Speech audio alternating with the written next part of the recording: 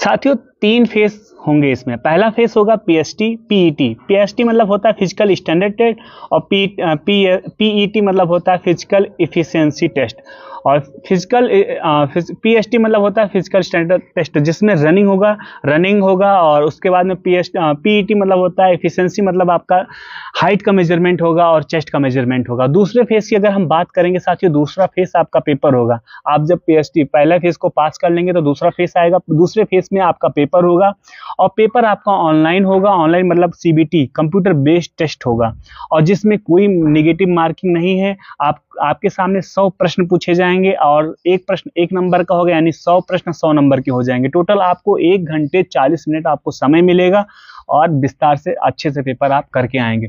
आप हम बात करेंगे तीसरे फेज का। अगर आप दूसरा फेज भी अगर पास कर लेते हैं तो तीसरे फेज में आप एंट्री लेंगे। तीसरा फेज में आपका स्किल टेस्ट होगा। स्किल टेस्ट में आप जैसे स्टेनोग्राफर का टेस्ट होगा या टाइपिंग का टेस्ट होगा, ठीक है। टाइपिंग में भी ऑप्शनल होता है, हिंदी या इंग्लिश, कौन सा आपके लिए सुटेबल है आप चॉइस करेंगे। उसके बाद में आपका डीबी होगा। डीपी मतलब होता है डॉक्यूमेंट वेरिफिकेशन। उसके बाद में आप सभी का मेडिकल होगा और मेडिकल हो जाने के बाद आप सभी की ज्वाइनिंग फिर बल्ले बल्ले।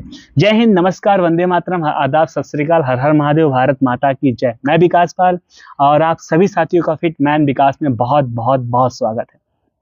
साथियों मैं आज बीएसएफ बॉर्डर सिक्योरिटी फोर्स का जो एससीएम, जो एएसआई और एससीएम का जो पद है, एससी का जो पद है, क्लर्क का मतलब होमगार्ड का जो पद है, मैं सारी चीजें ए से लेकर जेड तक मैं सारी विस्तार से चीजों को बताऊंगा। क्योंकि मेरे बहुत सारे दोस्त, मेरे बहुत सारे भाई रनिंग के बाद बहुत आउट ऑफ सिलेबस भी प्रश्न पूछते हैं, लेकिन जरूरी है, उनको भी जानने का पूरा हक है। क्योंकि अभी तो रनिंग हो रहा है, उसके बाद में भी हमें टाइपिंग करना है, उसके बाद हमारे पढ़ाई भी करना है। तो सर मुझे सारी चीजें आप बता दो ताकि मैं अपनी स्ट्रेटजी में अभी से अपने आप को उसी तरीके से उसी वे में ढाल लूँ। तभी तो सर मैं आपसे ट्रेनिंग में मिलूंगा। सच में मैंने वादा किया आपसे ट्रेनिंग में मिलने का और आप भी मुझसे वादा करें ट्रेनिंग में मिलने का। ट्रेनिंग में आप तभी मिलेंगे जब आप 3 फेज को क्लियर करेंगे।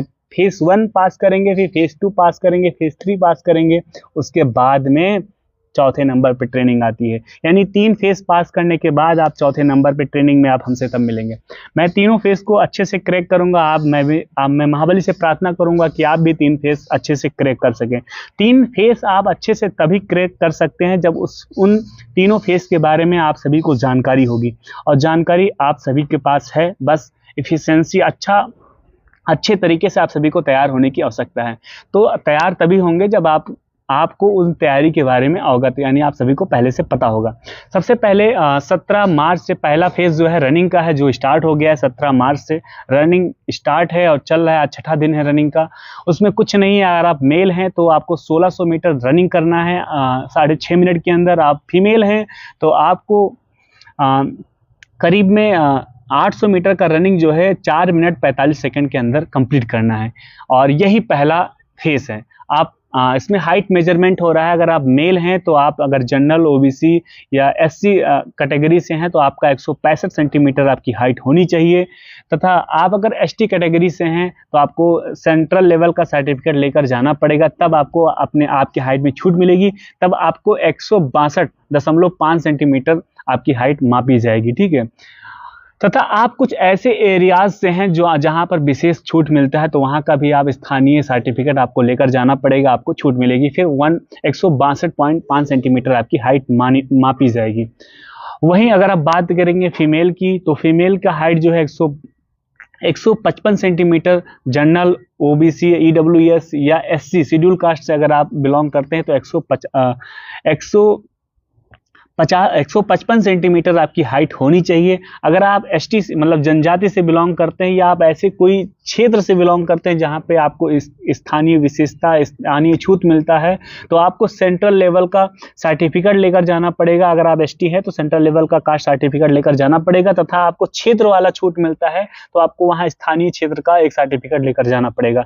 तब आपको 150 सेंटीमीटर आपको हाइट मापी जाएगी।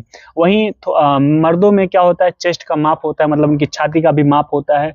मर्दों का जो छाती है बिना फुलाए 77 सेंटीमीटर होना चाहिए। अगर फुलाने के 5 सेंटीमीटर उनको फुलाना है, फुलाने के बाद उनका जो चेस्ट है 82 सेंटीमीटर हो जाएगा। बस यही एफिशिएंसी है, यही टेस्ट होगा। उसके बाद पीएसटी मतलब फिजिकल स्टैंडर्ड टेस्ट भी मैंने बता दिया है। रनिंग और आपका मेजरमेंट, मैंने दोनों चीज़ें बता दिया है। और बहुत सारे बच्चे हैं सर पूछ रहे हैं सर मेरी वेट भी नापा जाएगा। तो साथियों अभी फिजिकल में क्या है, वेट को नहीं मापा जा रहा है, वेट जो है आपका मेडिकल में मापा जाएगा। कम से कम आप अगर मेल हैं, अभी तीसरे फेस में मैं बताता हूँ वेट के बारे में, ठीक है। अभी पहले फेस में सिर्फ इतनी चीजें होंगी, ठीक है। उसके बाद में आप दूसरे फेस में एंट्री करेंगे। जब पहले फेस को अगर आप पास कर लेंगे तो दूसरे फेस में एंट्री करेंगे। दूसरे फेस में आपके साथ क्या होगा, दूसरे फेस में आपके साथ आप पेपर होगा। पेपर ऑनलाइन मोड होगा, मतलब कंप्यूटर पे बैठ के एकदम स्क्रीन देखते हुए प्रश्नों को पढ़ोगे। 4 ऑप्शन होगा, आप सही उत्तर पे टिक करेंगे और आगे बढ़ेंगे। इसमें क्या है साथियों, इसमें सबसे अच्छी चीज है कि माइनस मार्किंग नहीं है, मतलब नेगेटिव मार्किंग नहीं है। आप सही करो गलत करो कोई बात नहीं, आप सही करोगे तो आपको 1 नंबर मिलेगा, गलत करोगे तो कोई नंबर नहीं कटेगा, कोई प्रॉब्लम नहीं। मतलब पूरे में से पूरे सवाल आपको करके आने ही आने हैं, ठीक है। तो हर एक प्रश्न का 1 नंबर मिलेगा साथियों। इसमें 20 प्रश्न आपसे यहाँ पे 100 प्रश्न पूछे जाएंगे, आपको 100 प्रश्न पूछे जाएंगे। आपको यहाँ पर 1 घंटा 40 मिनट आपको समय मिलेगा। साथियों बात करें प्रश्न कहाँ से पूछे जाएंगे, तो मैं आप सभी को बता दूं, यहाँ पर आपसे हिंदी और इंग्लिश ऑप्शनल है, आप या हिंदी लें या इंग्लिश लें। अगर आप हिंदी चॉइस करते हैं तो आपसे हिंदी के 20 प्रश्न पूछे जाएंगे, अगर आप इंग्लिश के चॉइस करते हैं तो आपको इंग्लिश से 20 प्रश्न पूछे जाएंगे। मैं एक बार फिर से बता दूं, ये ऑप्शनल है, हिंदी या इंग्लिश आपकी मर्जी। आप जो लैंग्वेज, जो सब्जेक्ट आप चुनेंगे, लैंग्वेज तो अलग बात है, सब्जेक्ट जो आप चुनेंगे वहां से आपसे 20 प्रश्न पूछे जाएंगे। जैसे मैं हिंदी चुनूंगा तो मुझे हिंदी से 20 प्रश्न पूछे जाएंगे, फिर 20 प्रश्न हमें रीजनिंग से पूछे जाएंगे, फिर 20 प्रश्न हमें मैथ से पूछे जाएंगे, फिर 20 प्रश्न हमें क्लर्कल एप्टीट्यूड से पूछे जाएंगे, फिर 20 प्रश्न हमें कंप्यूटर से पूछे जाएंगे, जनरल अवेयरनेस कंप्यूटर से पूछे जाएंगे। टोटल कुल मिला के 100 प्रश्न हो गए, और 100 प्रश्न 100 नंबर का होगा। मुझे टोटल 1 घंटा 40 मिनट समय मिलेगा, ठीक है। ये हमारा दूसरे फेज का है। और जब हम ये फेज पास कर लेंगे, दूसरा फेज मतलब अपना जो सीबीटी का पेपर होगा, एग्जाम को पास कर लेंगे, तो हमें तीसरे फेज के लिए बुलाया जाएगा। तीसरे फेज में क्या होगा, तीसरे फेज में सबसे पहले आपका स्किल टेस्ट होगा। स्किल टेस्ट मतलब जैसे आप स्टेनोग्राफर ASI का फॉर्म फिल किए हैं तो आपका स्टेनोग्राफर होगा। उसमें आपको 10 मिनट के अंदर आपको करीब में 80 वर्ड टाइप करने होंगे। अगर आप हवलदार मतलब हेड कांस्टेबल के लिए आपने अगर फॉर्म फिल किया है तो वहाँ पे टाइपिंग हो, टाइपिंग भी ऑप्शनल है, मतलब या तो हिंदी होगा या तो इंग्लिश होगा, ऑप्शनल है। हिंदी में 35 वर्ड टाइप करना है 1 मिनट के अंदर, और इंग्लिश में 35 वर्ड 1 मिनट के अंदर टाइप करना है। अगर हिंदी की बात करेंगे, हिंदी में 30 वर्ड 1 मिनट के अंदर टाइप करना है, ठीक है साथियों। और इसके बाद में आप सभी का डीवी होगा। डीवी के मतलब डॉक्यूमेंट वेरिफिकेशन। डॉक्यूमेंट वेरिफिकेशन भी तीसरे फेज में ही आपको देखने को मिलेगा। यहाँ पे सारे डॉक्यूमेंट आपके वेरिफिकेशन होंगे, मतलब सारे डॉक्यूमेंट आप सभी को ओरिजिनल लेकर जाने होंगे। कौन कौन से डॉक्यूमेंट लगेगा इसका मैं अलग से एक वीडियोस बना दूंगा, क्योंकि मैं खुद चेक करूंगा कौन कौन से। मैं ऐसे ही बता दूंगा तो नहीं अच्छा लगता है। मैं सारी चीजें, मैं वही चीजें आपको बताना चाहता हूँ जो मैं रियल में पढ़ूं, क्योंकि मैं एक भी शब्द आप सभी से गलत नहीं बताना चाहता हूँ, क्योंकि कोई मतलब भी नहीं है, ठीक है। तो मैं डॉक्यूमेंट जो भी लगेगा मैं एक बार फिर से चेक कर लूंगा, उसके बाद में अलग से वीडियोस में मैं बता दूंगा। अब बात करते हैं डॉक्यूमेंट वेरिफिकेशन के बाद में फिर क्या होगा, मेडिकल होगा। मेडिकल में क्या क्या जांच होगी उसके ऊपर भी मैं अलग से वीडियोस बनाऊंगा। मेडिकल में ही आपका हाइट, आपका वजन का मेजरमेंट होगा। आपका जो वजन का मेजरमेंट है इसमें कम भी नहीं होना चाहिए और ज्यादा भी नहीं होना चाहिए। साथियों आपके हाइट के हिसाब से उनका एक मानक होता है, उनका एक रेशियो होता है, उस रेशियो में आप सभी को फिट होना चाहिए। यहाँ अगर हम बात करते हैं साथियों कम से कम हाइट की, तो कम से कम हाइट अगर आप लड़की हैं तो आपको कम से कम 40 किलोग्राम 40 केजी का आपका हाइट होना चाहिए, कम से कम अगर आप लड़की हैं। अगर आप लड़का हैं तो आपका हाइट आपको वजन जो है, वजन की बात हो रही ना, सॉरी अगर मैंने कुछ गलत बोला है तो वजन की बात कर रहा हूं। अगर वजन बात कर रहा हूं, अगर लड़की हैं आप तो आपका 40 केजी आपका वजन होना चाहिए। अगर आप लड़का हैं तो आप 50 केजी आपका वजन होना चाहिए कम से कम। अधिकतम होगा कोई प्रॉब्लम नहीं होगी। उसके बाद में बस ये तीसरा फेस भी आप पास कर लेंगे। उसके बाद चौथा फेस है ट्रेनिंग का। ट्रेनिंग में मैं मिलूंगा और मैं उम्मीद करता हूं कि आप सब हमें ट्रेनिंग में मिलेंगे। बस इतना ही प्रोसेस है, ट्रेनिंग में मिलेंगे। ट्रेनिंग के बाद में सबका ज्वाइनिंग हो जाएगा, कौन किस विभाग में, कौन कहाँ, वो तो रब ही जाने। बस इतनी जानकारी थी, बहुत महत्वपूर्ण, बहुत इंपॉर्टेंट जानकारी ही मैंने आप सभी को बता दी है। साथियों, आप जी जान लगाना है तीनों फेज के लिए। पहला फेज चल रहा है, दूसरा फेज आने वाला है, तीसरा फेज फाइनल फेज है, उसके बाद चौथे फेज में हम सब मिलेंगे। एक बार वीडियो को लाइक करिएगा, चैनल पे पहली बार जुड़े हैं चैनल को सब्सक्राइब करिएगा। और हाँ साथियों, बहुत खुशखबरी की बात है, मैं चाहता हूँ कि आप लोग सपोर्ट करें। अभी करीब में 450 सब्सक्राइबर मेरे हुए हैं। मैं चाहता हूँ आप सभी से कि आप मेरा सपोर्ट करें, और मुझे यकीन भी है, उम्मीद भी है कि आप सपोर्ट करेंगे।